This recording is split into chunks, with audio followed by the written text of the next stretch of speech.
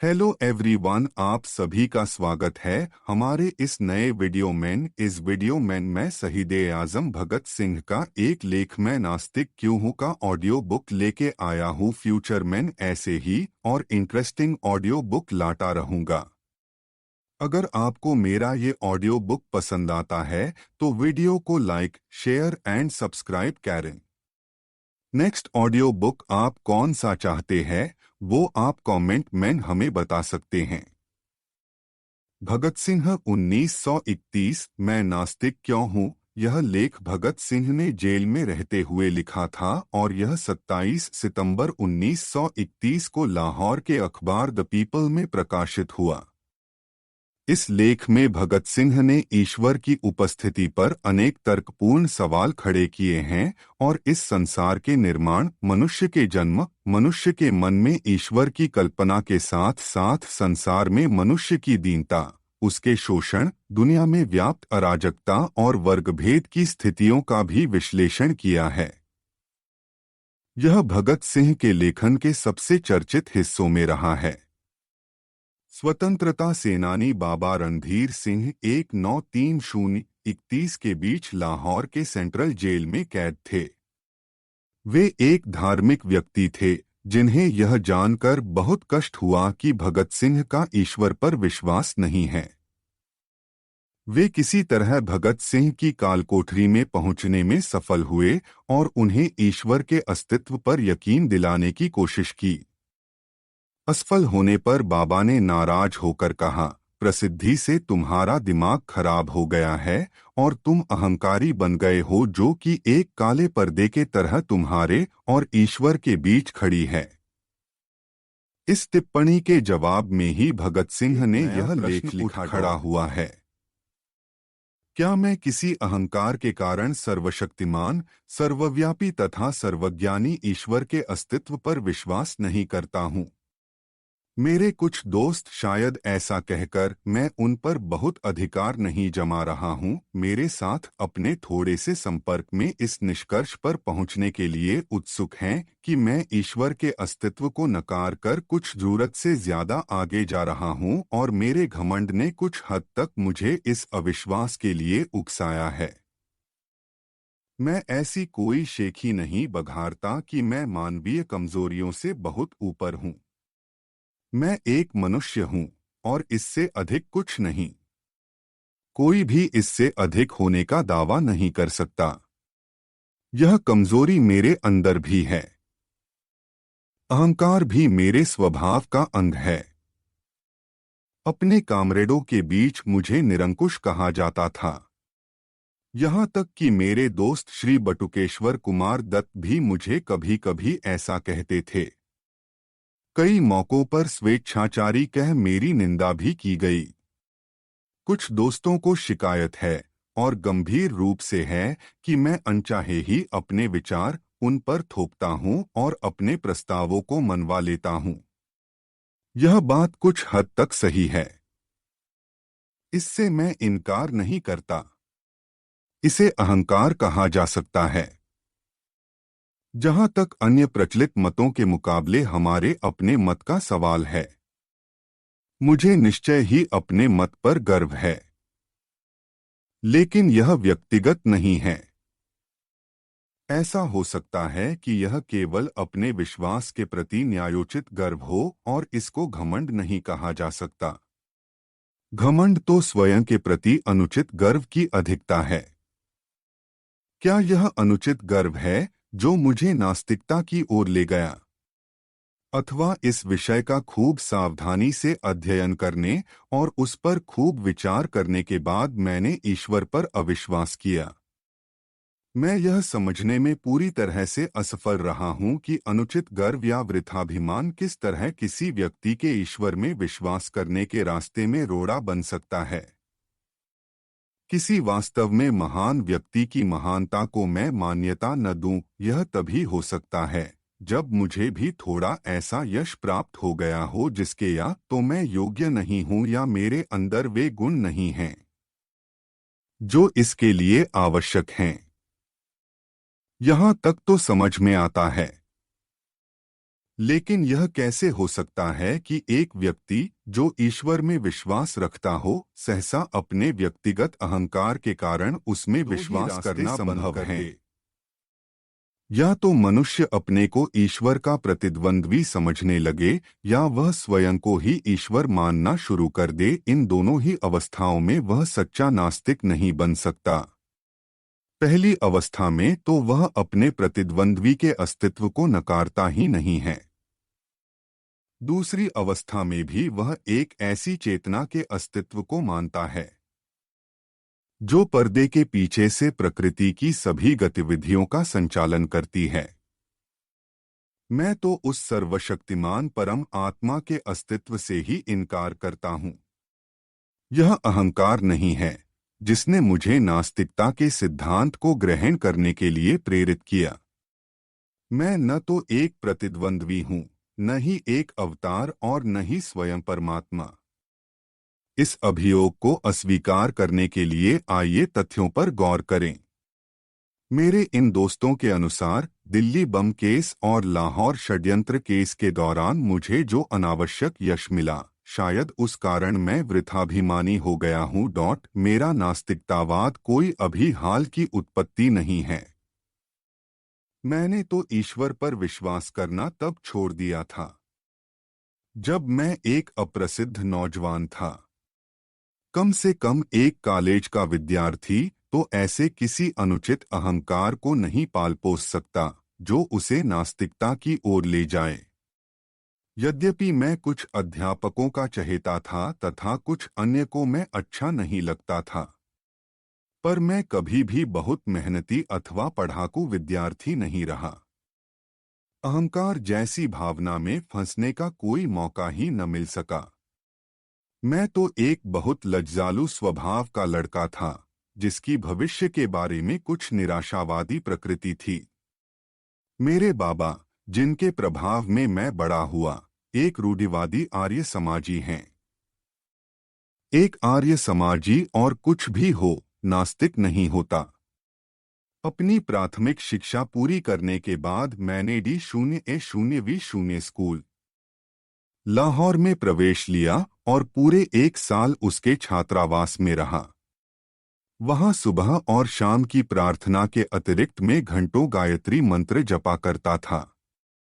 उन दिनों मैं पूरा भक्त था। बाद में मैंने अपने पिता के साथ रहना शुरू किया। जहां तक धार्मिक रूढ़िवादिता का प्रश्न है, वह एक उदारवादी व्यक्ति हैं। उन्हीं की शिक्षा से मुझे स्वतंत्रता के ध्येय के लिए अपने जीवन को समर्पित करने की प्रेरणा मिली। किंतु वे नास्तिक नहीं हैं।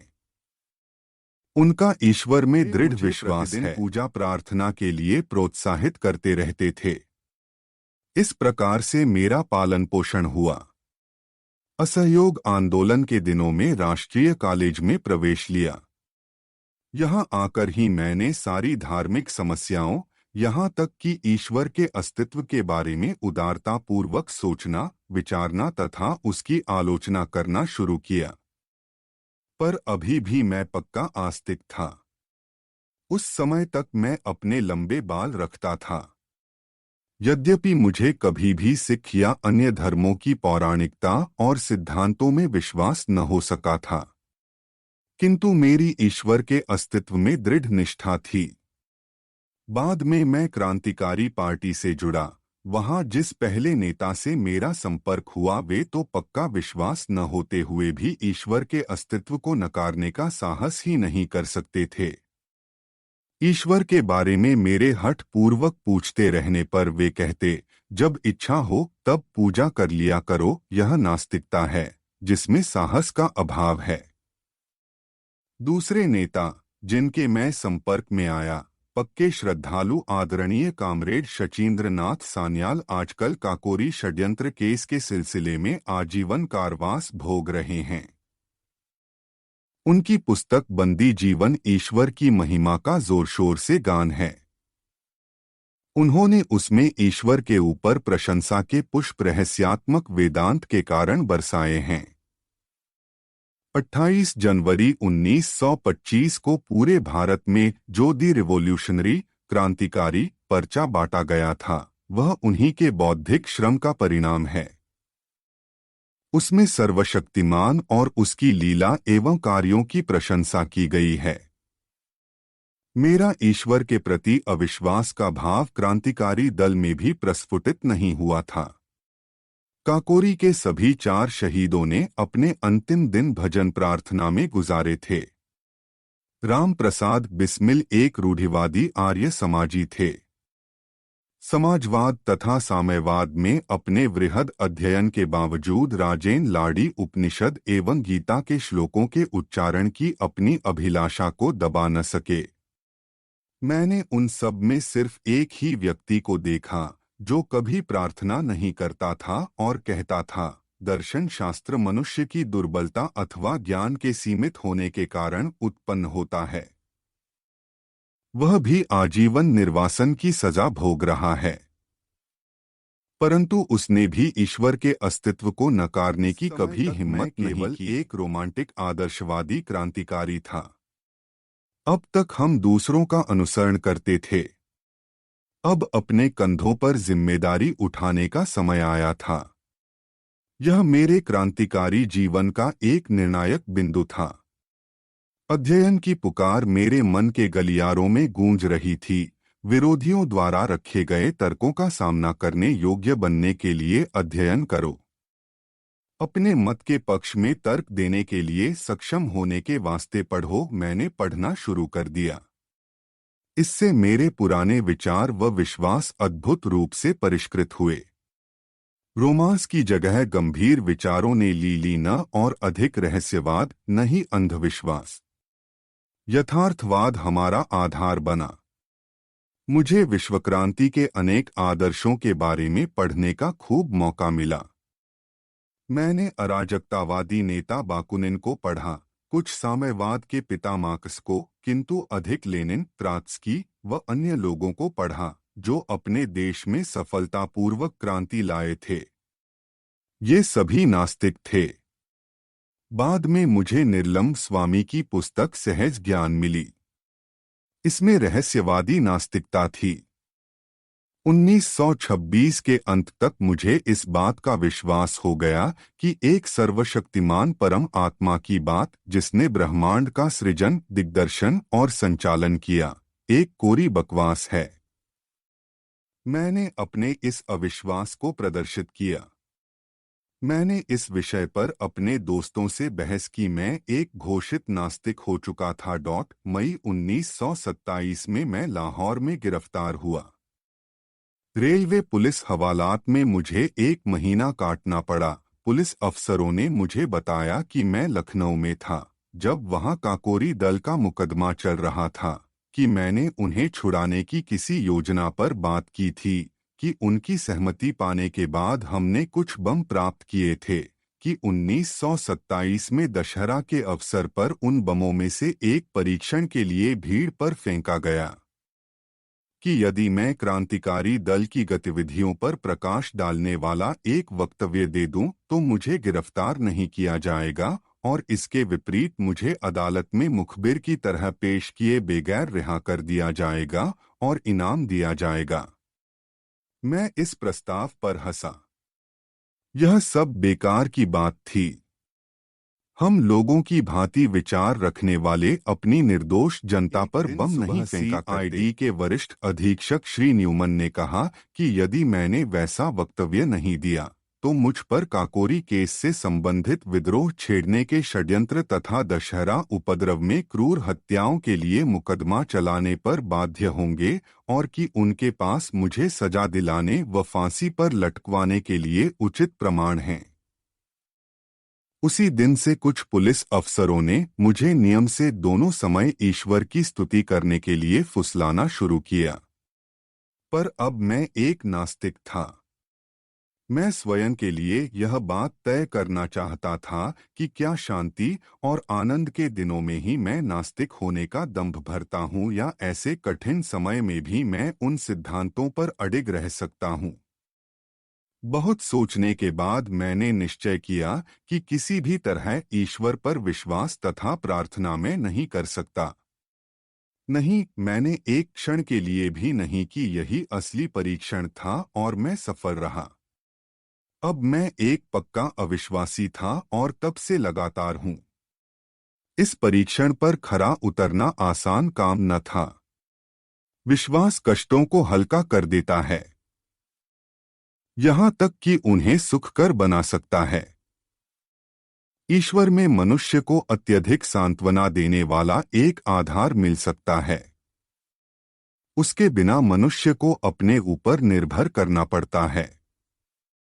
तूफान और झंझावात के बीच अपने पांवों पर खड़ा रहना कोई बच्चों का खेल नहीं है। परीक्षा की इन घड़ियों में अहंकार यदि है तो भाप बनकर उड़ जाता है और मनुष्य अपने विश्वास को ठुकराने का साहस नहीं कर पाता। यदि ऐसा करता है तो इससे यह निष्कर्ष निकलता है कि उसके पास सिर्फ अहंकार नहीं वरन कोई अन्य शक्ति है। आज बिल्कुल वैसी ही स्थिति है। निर्णय का पूरा पूरा पता है। एक सप्ताह के अंदर ही यह घोषित हो जाएगा कि मैं अपना जीवन एक ध्येय पर न्योछावर करने जा रहा हूं। इस विचार के अतिरिक्त और क्या सांत्वना हो सकती है? ईश्वर में विश्वास रखने वाला हिंदू पुनर्जन्म पर राजा होने की आशा कर सकता है। एक मुसलमान या ईसाई स्वर्ग में व्याप्त समृद्धि के आनंद की तथा अपने कष्टों और बलिदान के लिए पुरस्कार की कल्पना कर सकता है। किंतु मैं क्या आशा करूं? मैं जानता हूं कि जिस क्षण रस्सी का फंदा मेरी गर्दन पर लगेगा और मेरे पैरों के नीचे से तख्ता हटेगा, वह पूर्ण विराम होगा, वह अंतिम क्षण होगा। मैं या मेरी आत्मा सब वहीं समाप्त हो जाएगी। एक छोटी सी जूझती हुई जिंदगी, जिसकी कोई ऐसी गौरवशाली परिणति नहीं है, अपने में स्वयं एक पुरस्कार होगी यदि मुझ में इस दृष्टि से देखने का साहस हो, बिना किसी स्वार्थ के यहाँ या यहाँ के बाद, पुरस्कार की इच्छा के बिना। मैंने अनासक्त भाव से अपने जीवन को स्वतंत्रता के ध्येय पर समर्पित कर दिया है, क्योंकि मैं और कुछ कर ही नहीं सकता था।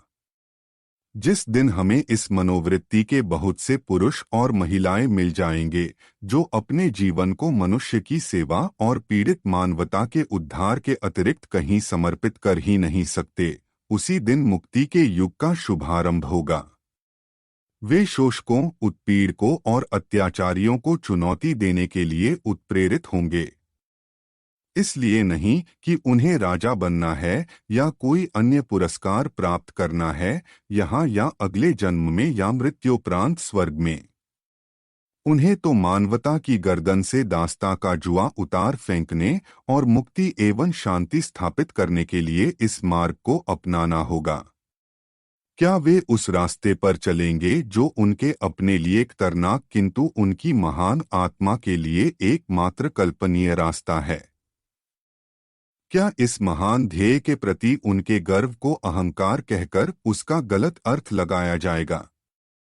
कौन इस प्रकार के घृणित विशेषण बोलने का साहस करेगा?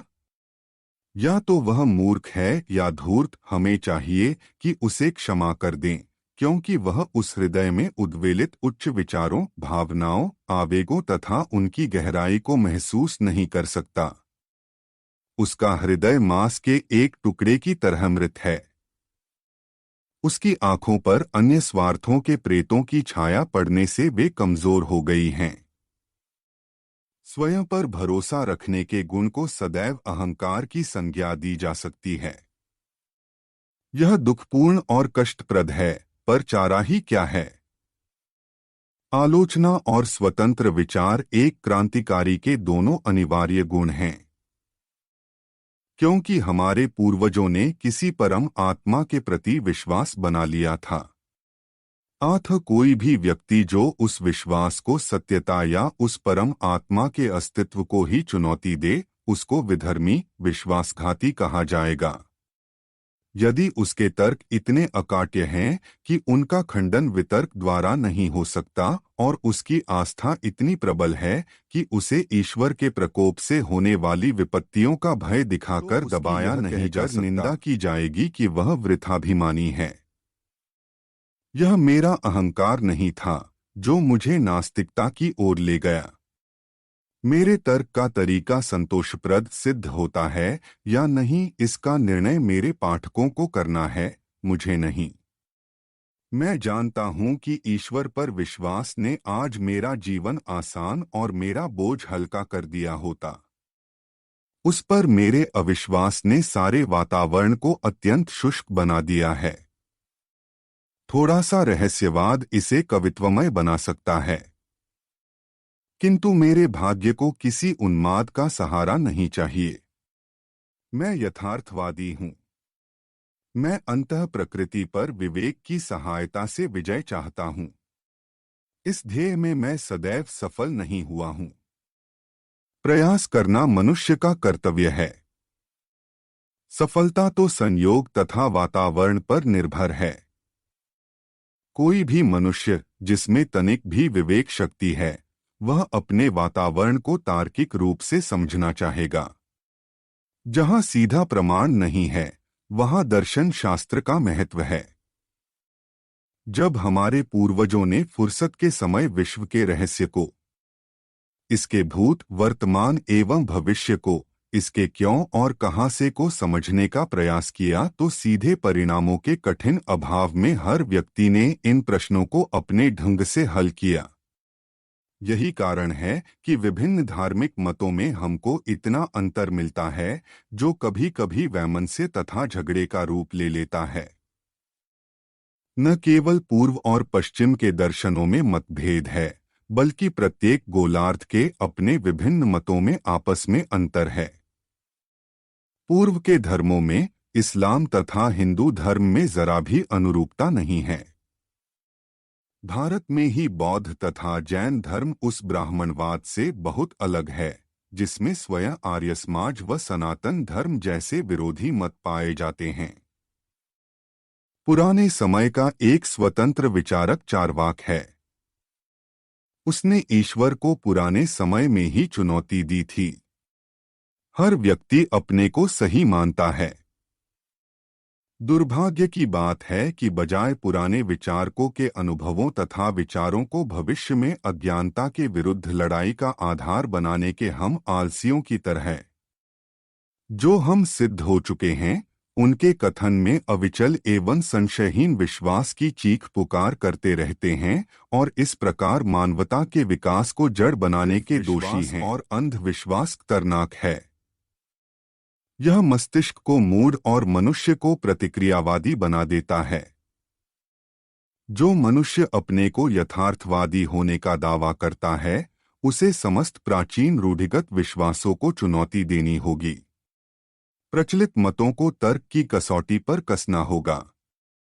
यदि वे तर्क का प्रहार न सह सके, तो टुकड़े टुकड़े होकर गिर पड़ेगा। तब नए दर्शन की स्थापना के लिए उनको पूरा धराशायी करके जगह साफ करना और पुराने विश्वासों की कुछ बातों का प्रयोग करके पुनर्निर्माण करना। मैं प्राचीन विश्वासाएं के ठोसपन पर प्रश्न करने के संबंध में आश्वस्त हूं। मुझे पूरा विश्वास है कि एक चेतन परम आत्मा का, जो प्रकृति की गति का दिग्दर्शन एवं संचालन करता है, कोई अस्तित्व नहीं है। हम प्रकृति में विश्वास करते हैं और समस्त प्रगतिशील आंदोलन का ध्येय मनुष्य द्वारा अपनी सेवा के लिए प्रकृति पर विजय प्राप्त करना मानते हैं। इसको दिशा देने के पीछे कोई चेतन शक्ति नहीं है। यही हमारा दर्शन है। हम आस्तिकों से कुछ प्रश्न करना चाहते हैं। यदि आपका विश्वास है कि एक सर्वशक्तिमान, सर्वव्यापक और सर्वज्ञानी ईश्वर है, जिसने विश्व की रचना की, तो कृपा करके मुझे यह बताएं कि उसने यह रचना क्यों की। कष्टों और संतापों से पूर्ण दुनिया, असंख्य दुखों के शाश्वत अनंत गठबंधनों से ग्रसित एक भी व्यक्ति तो पूरी तरह संतुष्ट नहीं है। कृपया यह न कहें कि यही उसका नियम है। यदि वह किसी नियम से बंधा है, तो वह सर्वशक्तिमान नहीं है। वह भी हमारी ही तरह नियमों का दास है। कृपा करके यह भी न कहें कि यह उसका मनोरंजन है। नीरो ने बस एक रोम जलाया था। उसने बहुत थोड़ी संख्या में लोगाए की हत्या की थी। उसने तो बहुत थोड़ा दुख पैदा किया अपने पूर्ण मनोरंजन के लिए। और उसका इतिहास में क्या स्थान है? उसे इतिहासकार किस नाम से बुलाते हैं? सभी विशैले विशेषण उस पर बरसाए जाते हैं। पन्ने उसकी निंदा के वाक्यों से काले पुते हैं, भत्सना करते हैं। नीरो एक हृदयहीन, निर्दयी, दुष्ट, एक चंगेज खां ने अपने आनंद के लिए कुछ हजार जानें ले लीं और आज हम उसके नाम से घृणा करते हैं। तब किस प्रकार तुम अपने ईश्वर को न्यायोचित ठहराते हो? उस शाश्वत नीरो को जो हर दिन, हर घंटे और हर मिनट असंख्य दुख देता रहा और अभी भी दे रहा है। उसके दुष्कर्मों का पक्ष लेने की सोचते हो जो चंगेज खां से प्रत्येक क्षण अधिक है। क्या यह सब बाद में इन निर्दोष कष्ट सहने वालों को पुरस्कार और गलती करने वालों को दंड देने के लिए हो रहा है? ठीक है, ठीक है। तुम कब तक उस व्यक्ति को उचित ठहराते रहोगे जो हमारे शरीर पर घाव करने का साहस इसलिए करता है कि बाद में मुलायम और आरामदायक मलहम लगाएगा? ग्लैडिएटर संस्था के व्यवस्थापक कहाँ तक उचित करते थे कि एक भूखे खूंखार शेर के सामने मनुष्य को फेंक दो कि यदि वह उससे जान बचा लेता है तो उसकी खूब देखभाल की जाएगी। इसलिए मैं पूछता हूँ कि उस चेतन परम आत्मा ने इस विश्व और उसमें मनुष्यों की रचना क्यों की? आनंद लूटने के लिए। तब उसमें और नीरो में क्या फर्क है, तुम मुसलमानों और ईसाइयों? तुम तो पूर्वजन्म में विश्वास नहीं करते। तुम तो हिंदुओं की तरह यह तर्क पेश नहीं कर सकते कि प्रत्यक्षतः निर्दोष व्यक्तियों के कष्ट उनके पूर्वजन्मों के कर्मों का फल है। मैं तुमसे पूछता हूँ कि उस सर्वशक्तिशाली ने शब्द द्वारा विश्व के उत्पत्ति के लिए 6 दिन तक क्यों परिश्रम किया? और प्रत्येक दिन वह क्यों कहता है कि सब ठीक है? बुलाओ उसे आज। उसे पिछला इतिहास दिखाओ। उसे आज की परिस्थितियों का अध्ययन करने दो, हम देखेंगे कि क्या वह कहने का साहस करता है कि सब ठीक है।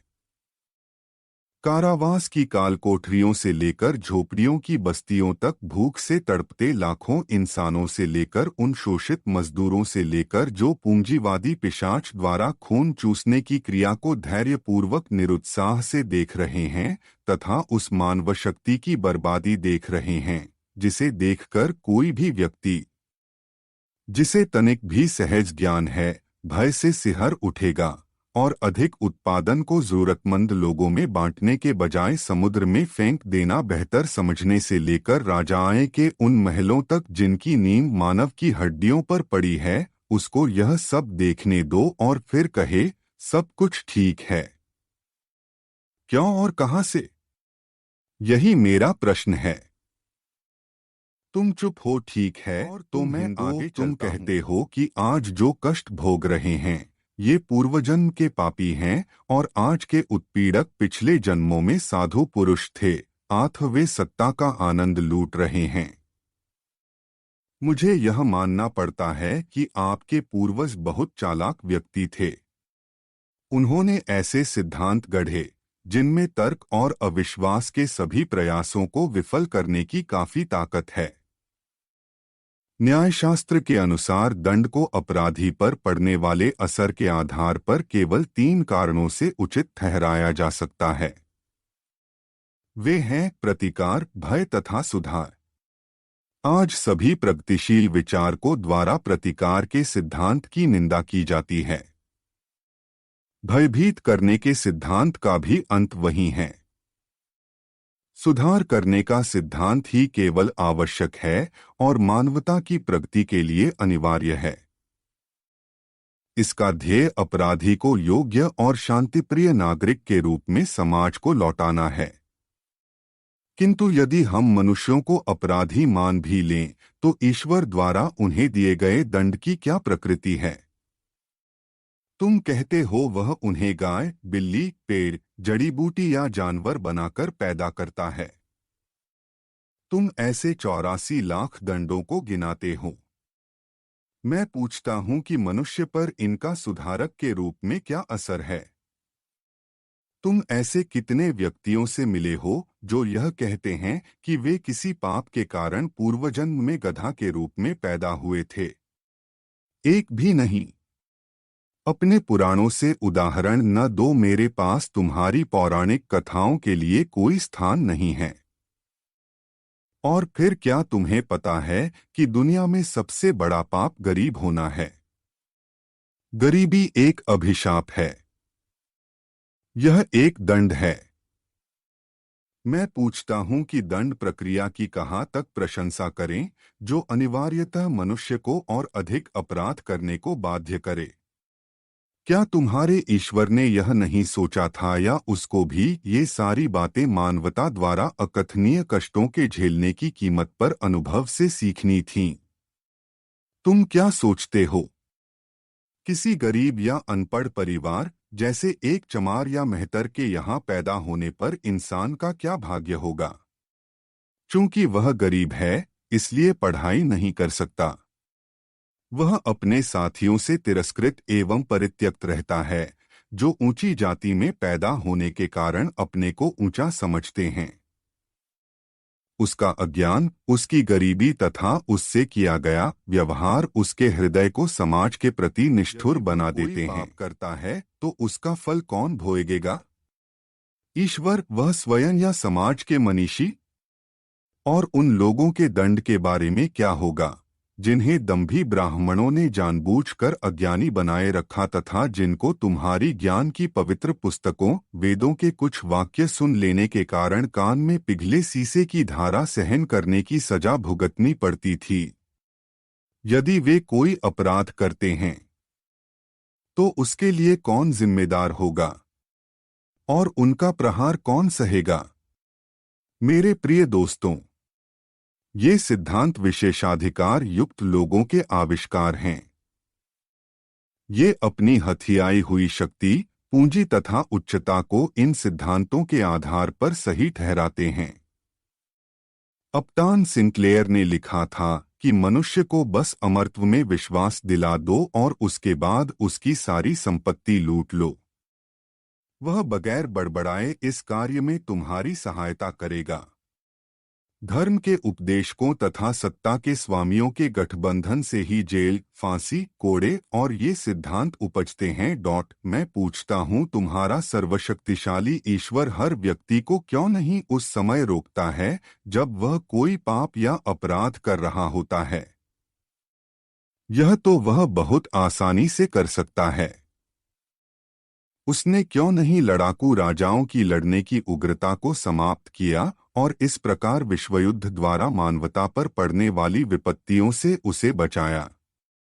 उसने अंग्रेजों के मस्तिष्क में भारत को मुक्त कर देने की भावना क्यों नहीं पैदा की? वह क्यों नहीं पूंजीपतियों के हृदय में यह परोपकारी उत्साह भर देता कि वे उत्पादन के साधनों पर अपना व्यक्तिगत संपत्ति का अधिकार त्याग दें और इस प्रकार केवल संपूर्ण श्रमिक समुदाय वरन समस्त मानव समाज को पूंजीवादी बेड़ियों से मुक्त करें? आप समाजवाद की व्यावहारिकता पर तर्क करना चाहते हैं।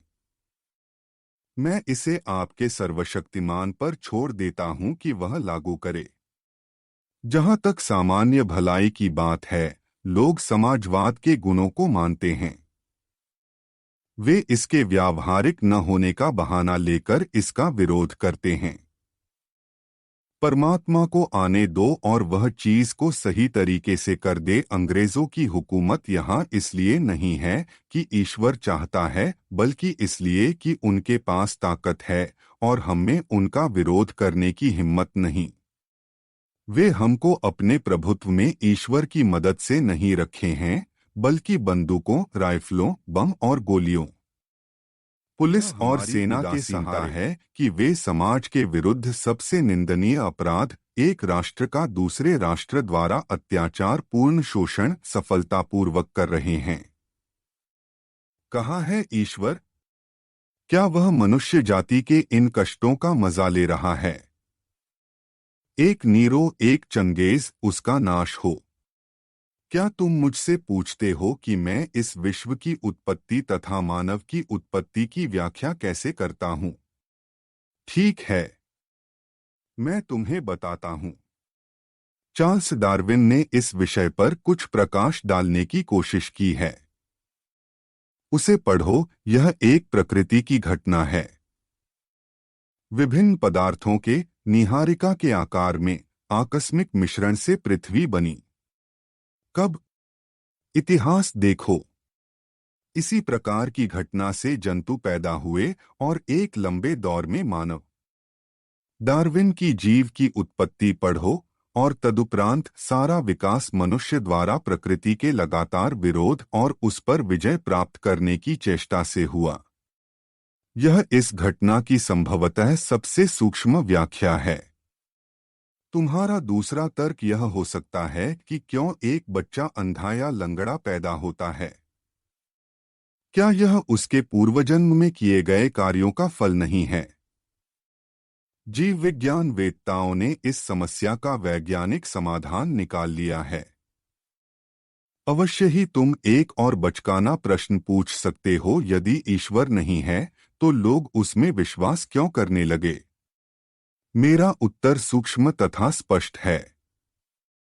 जिस प्रकार वे प्रेतों तथा दुष्ट आत्माओं में विश्वास करने लगे। अंतर केवल इतना है कि ईश्वर में विश्वास विश्वव्यापी है और दर्शन अत्यंत विकसित। इसकी उत्पत्ति का श्रेय उन शोषकों की प्रतिभा को है जो परमात्मा के अस्तित्व का उपदेश देकर लोगों को अपने प्रभुत्व में रखना चाहते थे तथा उनसे अपनी विशिष्ट स्थिति का अधिकार एवं अनुमोदन चाहते थे। सभी धर्म, संप्रदाय, पंथ और ऐसी अन्य संस्थाएं अंत में निर्दयी और शोषक संस्थाओं, व्यक्तियों तथा वर्गों की समर्थक हो जाती हैं। राजा के विरुद्ध हर विद्रोह हर धर्म में सदैव ही सीमाओं को पहचानने पर, उसकी दुर्बलता व दोष को समझने के बाद परीक्षा की घड़ियों में मनुष्य को बहादुरी से सामना करने के लिए उत्साहित करने, सभी खतरों को पुरुषत्व के साथ झेलने तथा संपन्नता एवं ऐश्वर्य में उसके विस्फोट को बांधने के लिए ईश्वर के काल्पनिक अस्तित्व की रचना हुई। अपने व्यक्तिगत नियमों तथा अभिभावकीय उदारता से पूर्ण ईश्वर की बढ़ा-चढ़ाकर कल्पना एवं चित्रण किया गया। जब उसकी उग्रता तथा व्यक्तिगत नियमों की चर्चा होती है तो उसका उपयोग एक भय दिखाने वाले के रूप में किया जाता है, ताकि कोई मनुष्य समाज के लिए खतरा न बन जाए। जब उसके अभिभावक गुणों की व्याख्या होती है तो उसका उपयोग एक पिता, माता, भाई, बहन, दोस्त तथा सहायक की तरह किया जाता है। जब मनुष्य अपने सभी दोस्तों द्वारा विश्वासघात तथा त्याग देने से अत्यंत क्लेश में हो, तब उसे इस विचार से सांत्वना मिल सकती है कि एक सदा सच्चा दोस्त उसकी सहायता करने को है, उसको सहारा देगा तथा वह सर्वशक्तिमान है और कुछ भी कर सकता है। वास्तव में आदिम काल में यह समाज के लिए उपयोगी था। पीड़ा में पड़े मनुष्य के लिए ईश्वर की कल्पना उपयोगी होती है। समाज को इस विश्वास के विरुद्ध लड़ना होगा। मनुष्य जब अपने पैरों पर खड़ा होने का प्रयास करता है तथा यथार्थवादी बन जाता है, तब उसे श्रद्धा को एक ओर फेंक देना चाहिए और उन सभी कष्टों, परेशानियों का पुरुषत्व के साथ सामना करना चाहिए जिनमें परिस्थितियां उसे पटक सकती हैं। यही आज मेरी स्थिति है। यह मेरा अहंकार नहीं है, मेरे दोस्त। यह मेरे सोचने का तरीका है जिसने मुझे नास्तिक बनाया है। ईश्वर में विश्वास और रोज बरोज की प्रार्थना को मैं मनुष्य के लिए सबसे स्वार्थी और गिरा हुआ काम मानता हूँ। मैंने उन नास्तिकों के बारे में पढ़ा है जिन्होंने सभी विपदाओं का बहादुरी से सामना किया। मैं भी एक पुरुष की भांति फांसी के फंदे की अंतिम घड़ी तक सिर ऊंचा किए खड़ा रहना चाहता हूँ। हमें देखना है कि मैं कैसे निभा पाता हूँ। मेरे एक दोस्त ने मुझे प्रार्थना करने को कहा। जब मैंने उसे नास्तिक होने की बात बताई तो उसने कहा, अपने अंतिम दिनों में तुम विश्वास करने लगोगे। मैंने कहा, नहीं प्यारे दोस्त, ऐसा नहीं होगा। मैं इसे अपने लिए अपमानजनक तथा भ्रष्ट होने की कारणों से मैं प्रार्थना नहीं करूंगा। पाठकों और दोस्तों, क्या यह अहंकार है? अगर है तो मैं स्वीकार करता हूं। पूरी ऑडियो बुक सुनने के लिए आपका धन्यवाद। मिलते हैं अपने नए वीडियो में एक और ऑडियो बुक के साथ। अपने मनपसंद ऑडियो बुक सुनने के लिए कमेंट करें।